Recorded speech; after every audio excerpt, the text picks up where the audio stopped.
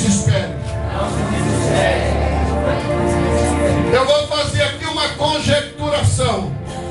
Olha, mais ou menos, para nós termos uma noção de como era a situação dos discípulos.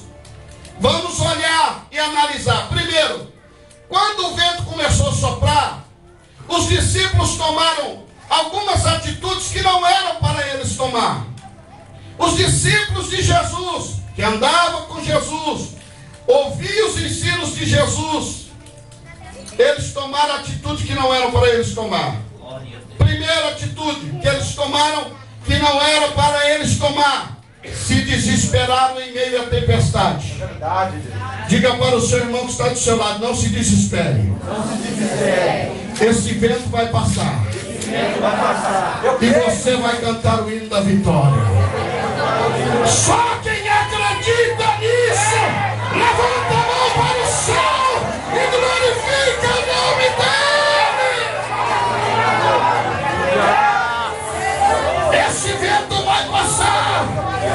Esta prova vai acabar. E o nome dele vai ser glorificado. O nome dele vai ser exaltado. Ele não vai deixar teu barco afundar. Ele não vai deixar você sozinho. Ele não desiste de você. Ele não vai deixar você perecer nesse barco.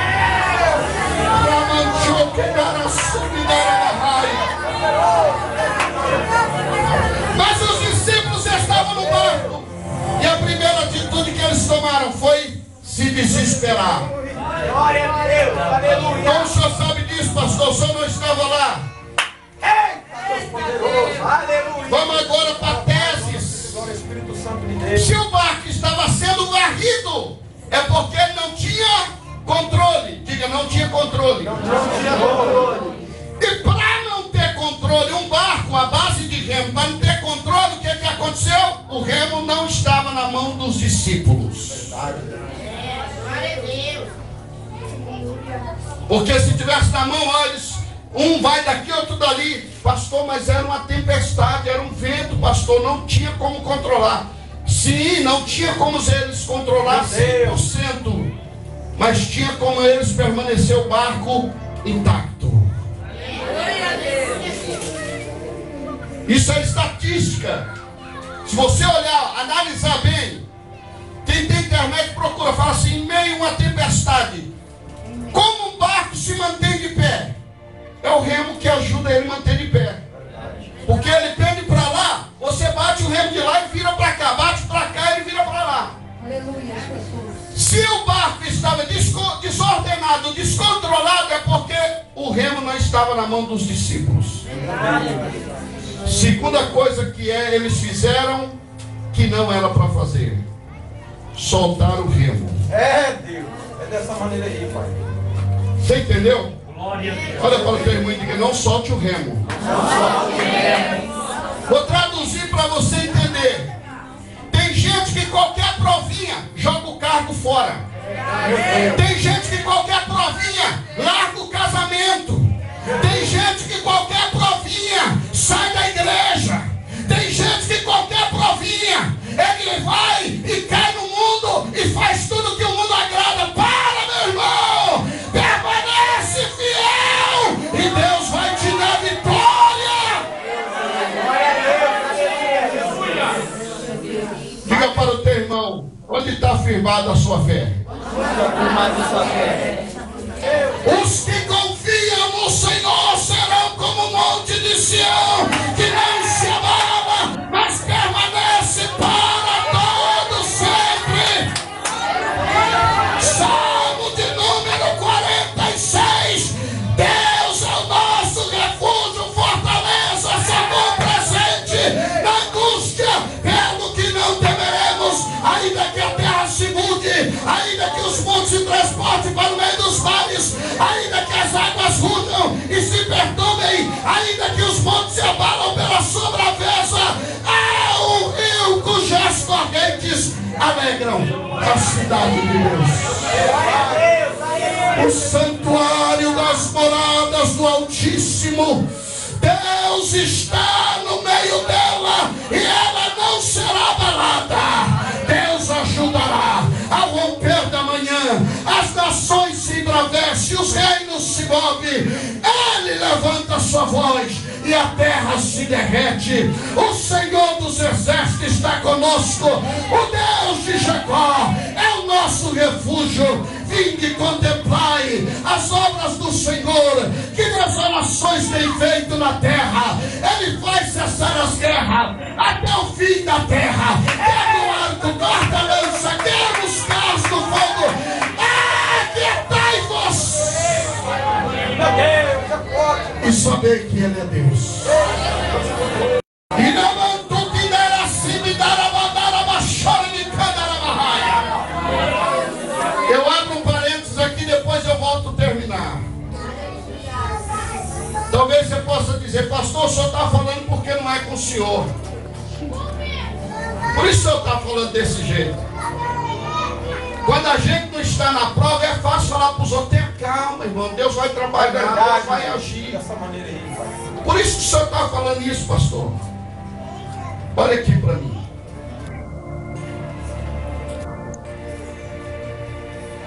Há 17 anos eu prego a palavra de Deus. 17 anos, né? 17 dias. Glória a Deus. Há 5 anos atrás eu fui convertido de verdade. Quer dizer, 12 anos eu era crente de fachada. Como assim, pastor? Eu ia para a igreja, pregava a palavra. Deus me colocou num patamar elevado. Pensa bem. Hoje ele é deputado, pastor Marco Feliciano. Deus me colocou ao lado do pastor Marco Feliciano e começou a abrir as portas, as agendas começou a abrir. Irmão, e eu viajava direto, incansavelmente. Aí comecei a viajar direto, já tinha formado em teologia.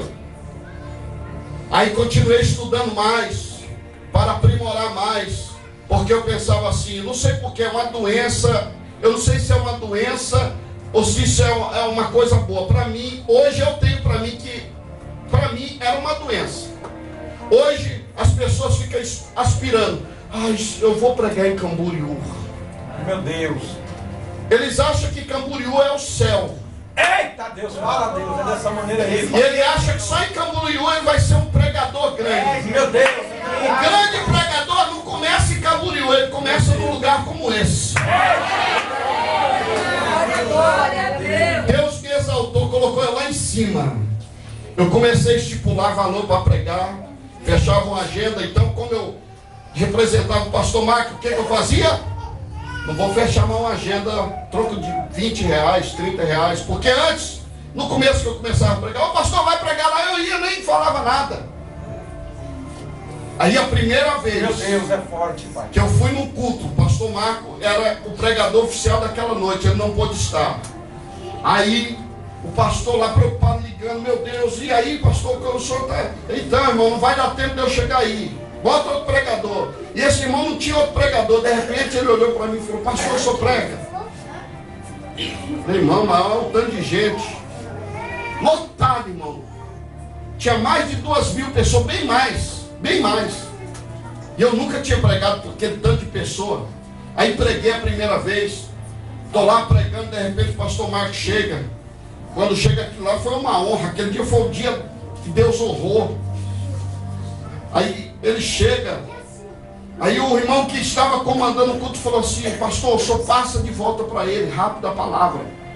E eu estava pregando, ele falou, não, pode deixar o menino pregar, que o menino prega muito. Meu Deus. Acabei de pregar, ele pegou e me deu os parabéns, falou, eu vou te ajudar no que eu puder. E ele me ajudou.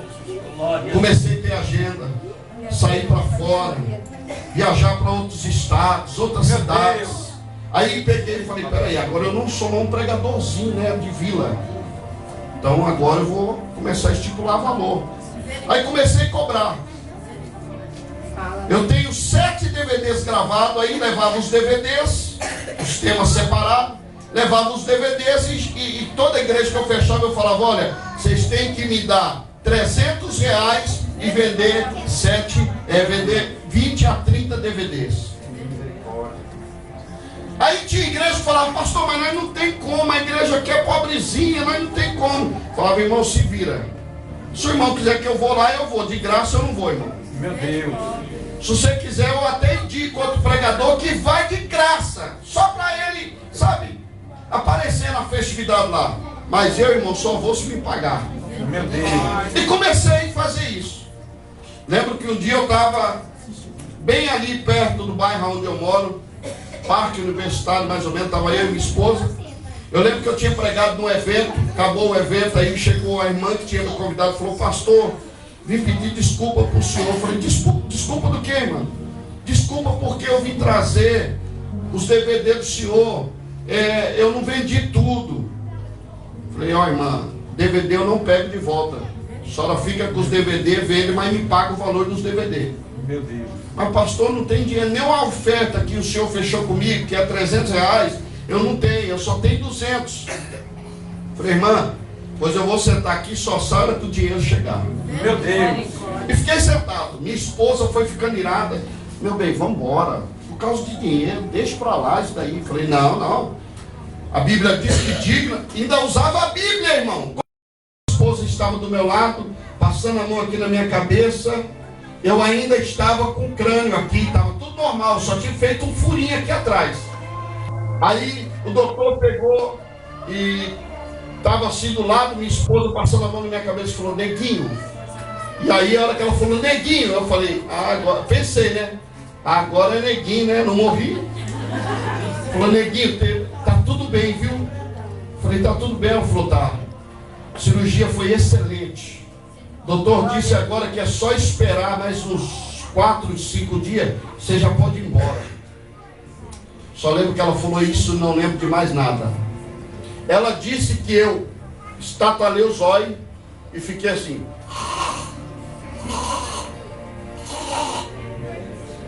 Aí ela pensou assim, ele está roncando, né? Ele está dormindo, está roncando.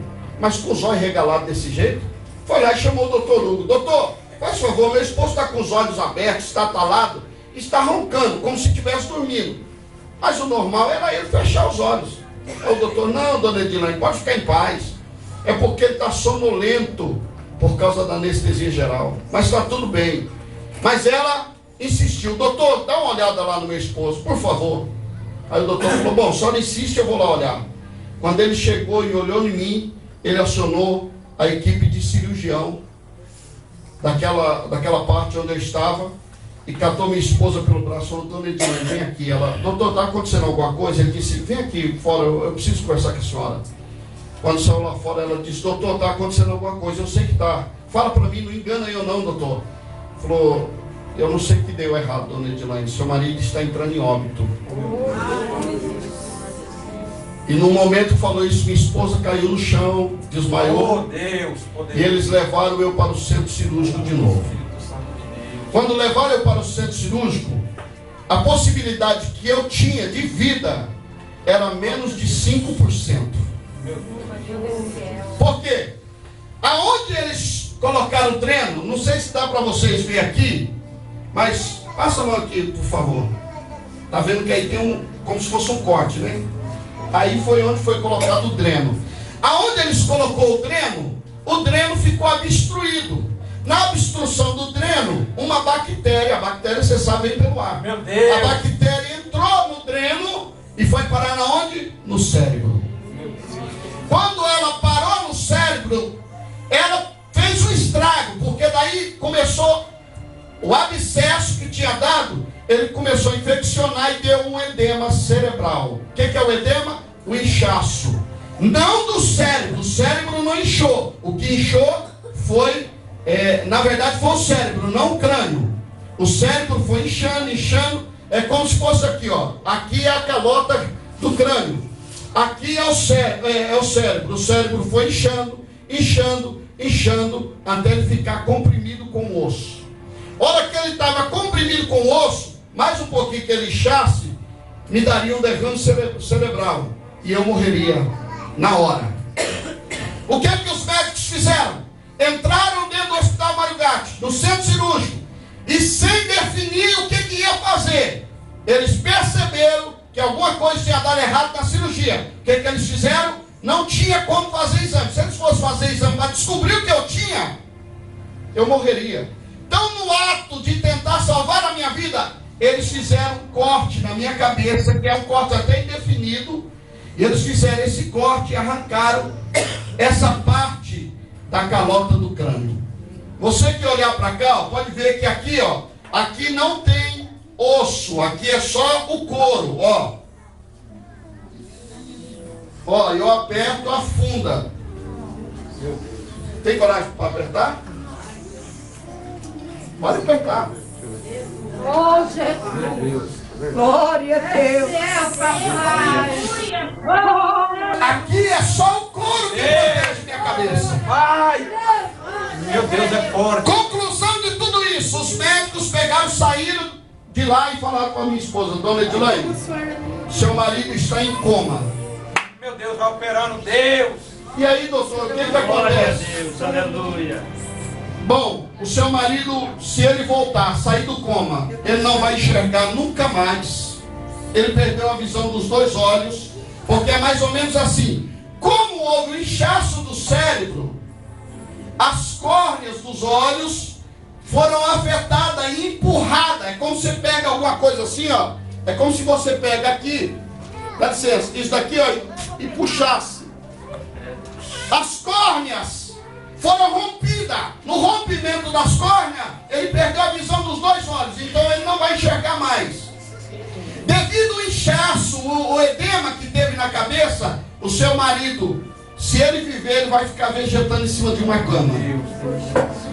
Porque foi afetada a fala, a memória, o raciocínio e a visão. A fala, a memória, o raciocínio e a visão. Então, dona Edilene, eu não sei o que dizer para a senhora. Se desliga o aparelho ou se deixa ver se ele reage. Deus poderoso. A Bíblia diz que a oração feita por um justo, ela pode muito.